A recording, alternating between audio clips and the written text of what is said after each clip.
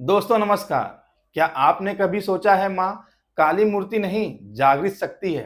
कोलकाता के उत्तर में गंगा के तट पर स्थित दक्षिणेश्वर, जहाँ पत्थर नहीं धड़कते चेतना धड़कती है। कहा जाता है यहाँ कोई संयोग से नहीं आता, यहाँ बुलावा नहीं आदेश होता है। आज ये जगह शांत दिखती है, पर एक समय ऐसा था जब लोग यहाँ शाम के बाद आने से डरते थे। यह कहानी शुरू होती है एक स्त्री से। उसका नाम था रानी रासमणी।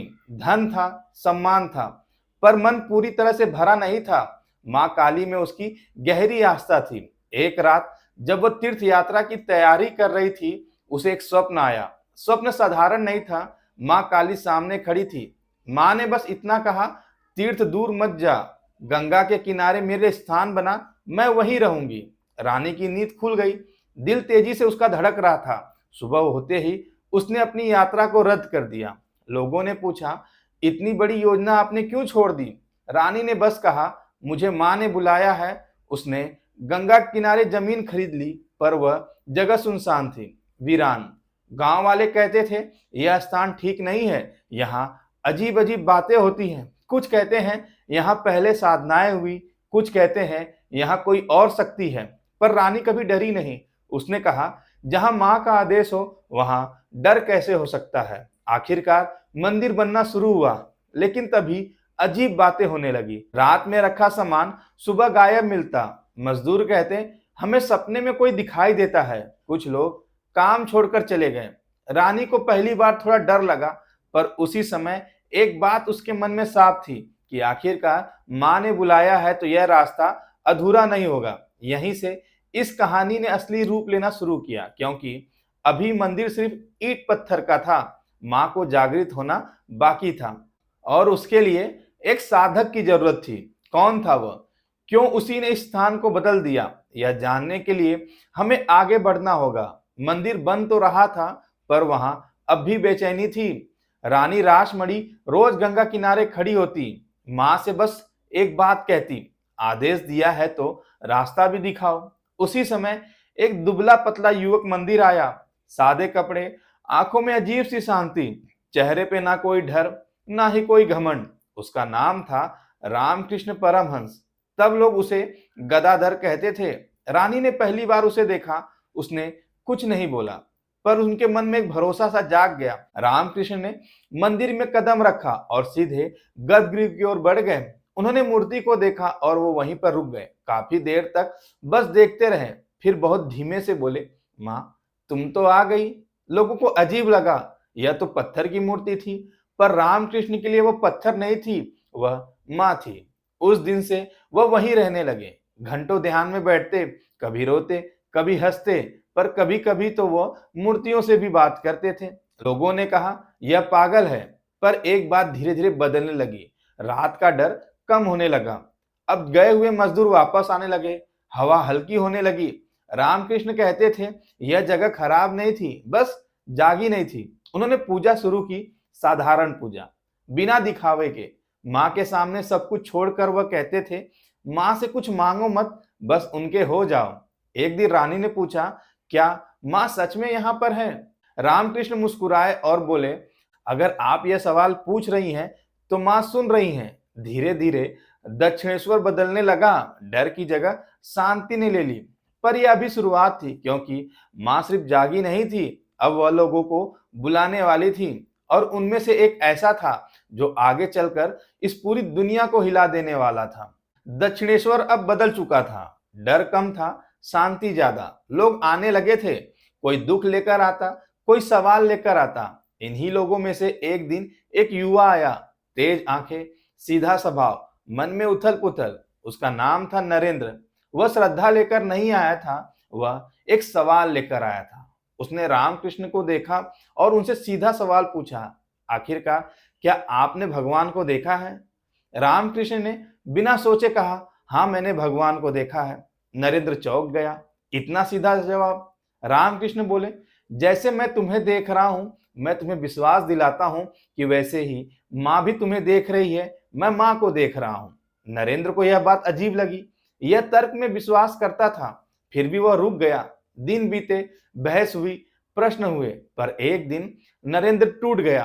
घर की हालत उसके खराब थी, उसे पैसों की जरूरत थी। वह रामकृष्ण के पास गया और बोला कि माँ से कहिए कि मुझे ढेर सारे पैसों की जरूरत है, मुझे धन चाहिए, मुझे घर चलाना है। रामकृष्ण मुस्कुराए और बोले, आखिरकार तुम यहाँ तक आ गए हो तो अंदर जाके तुम माँ से खुद मांग लो। नरेंद्र गर्भगृह में गया, माँ के सामने खड़ा हुआ, कुछ देर चुप रहा, फिर बाहर आया। रामकृष्ण ने पूछा, क्या मांग कर आए हो? नरेंद्र बोला, नहीं, मैं माँ से कुछ और ही मांग आया। वह दूसरी बार गया, फिर तीसरी बार गया और फिर चौथी बार गया। हर बार वह धन मांगना भूल जाता था। वह मांगता रहा ज्ञान, बल, सत्य। रामकृष्ण ने कहा, जिसने मां को पा लिया उसे और क्या चाहिए? उसी दिन नरेंद्र समझ गया, यह जगह सिर्फ मंदिर नहीं, यहां सवाल भी उत्तर बन जाते हैं। दक्षिणेश्वर तर्क नहीं तोड़ता, बल्कि वह अहंकार तोड़ता है, और यही नरेंद्र को बदलने लगा। पर अभी उसका सफर अधूरा था, उसका सफर अभी पूरा नहीं हुआ था। अभी उसे एक और अनुभव से गुजरना था, या यूं कहें कि उसका एक अनुभव अभी बाकी था। अब दक्षिणेश्वर में भीड़ होने लगी थी, पर रातें अब भी शांत रहती थी। घंटियों की आवाज दूर तक जाती और फिर गंगा में खो जाती। रामकृष्ण अक्सर रात में गर्भगृह के पास बैठते, आंखें बंद करते, सांस धीमी करते, और कभी कभी तो वह बस मुस्कुरा देते थे। कोई पूछता, क्या हुआ? वह कहते, माँ आई थी। कोई चमत्कार नहीं बताते, कोई कहानी नहीं गढ़ते, बस इतना कहते थे कि आज मन हल्का है। कुछ भक्तों ने महसूस किया कि रात में मंदिर अलग लगता है, डर नहीं, बस गहराई, जैसे कोई तुम्हें देख रहा हो पर परख नहीं रहा हो। एक रात एक व्यक्ति मंदिर में रुका, उसे नींद नहीं आ रही थी।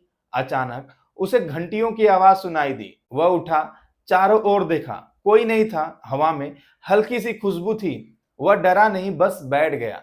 सुबह उसने कहा, ऐसा लगा जैसे किसी ने कहा हो कि ठीक है, बैठे रहो। धीरे धीरे ये बातें आम होने लगी। कोई कहता, यहाँ रोने से मन हल्का हो जाता है। कोई कहता, यहाँ सवाल अपने आप शांत हो जाते हैं। नरेंद्र अब भी बदल रहा था। वह अब बहस कम करता था, ज्यादा सुनता था। एक दिन उसने रामकृष्ण से पूछा, यहाँ कुछ है जो मुझे समझ में नहीं आ रहा है, लेकिन मुझे सुकून देता है। रामकृष्ण बोले, उसे ही माँ कहते हैं। दक्षिणेश्वर अब सिर्फ मंदिर नहीं था, यह एक ठहराव बन गया था, जहां लोग अपने बोझ उतार देते थे। पर कहानी अभी खत्म नहीं होती है, क्योंकि हर अनुभूति के बाद एक परिवर्तन आता है, और अब समय था अंतिम समझ का। रात बीत चुकी थी, दक्षिणेश्वर में सुबह उतर रही थी। गंगा का पानी धीरे धीरे बह रहा था, जैसे रात की सारी बातें अपने साथ ले जा रहा हो। मंदिर खुला, घंटी बजी, कोई चमत्कार नहीं हुआ, कोई आवाज नहीं हुई, पर जो लोग वहां थे वे पहले जैसे नहीं थे। रामकृष्ण चुपचाप बैठे थे, आंखें बंद, चेहरे पे वही हल्की सी मुस्कान। नरेंद्र दूर खड़ा था। आज उसके मन में कोई सवाल नहीं था। उसने पहली बार कुछ मांगने की इच्छा नहीं की, बस वह वहां का होना चाहता था। माँ के सामने खड़े होकर उसे लगा जैसे कोई उसे देख नहीं रहा हो, बल्कि उसे समझ रहा है। जैसे कोई कह रहा हो, जो है ठीक है। उसी पल उसे अपनी सारी थकान याद आ गई, जैसे उसका डर, उसका क्रोध, उसका अकेलापन, और फिर वह सब कुछ हल्का होने लगा। माँ ने कुछ कहा नहीं, पर उससे बहुत कुछ ले लिया। उसका बोझ, उसका डर, उसकी बेचैनी। दक्षिणेश्वर का यही रहस्य है। यहाँ माँ सवालों के जवाब नहीं देती, यहाँ माँ इंसान को खुद से मिलाती है। और वही नरेंद्र आगे चलकर बना स्वामी विवेकानंद। रामकृष्ण ने एक दिन कहा था, माँ कुछ नहीं छीनती, वह बस हमें अपनी गोद में बैठा लेती है।